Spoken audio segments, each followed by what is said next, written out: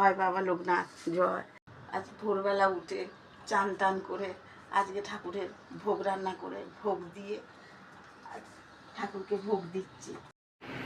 আজকে লোকনাথ বাবা তিলোধাম, এখন যাচ্ছি কচুয়া যাচ্ছি।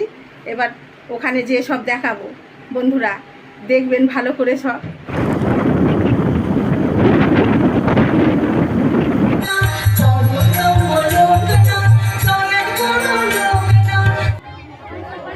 এটা হচ্ছে লোকনাথ বাবার মন্দিরে ঢোকার লাইন।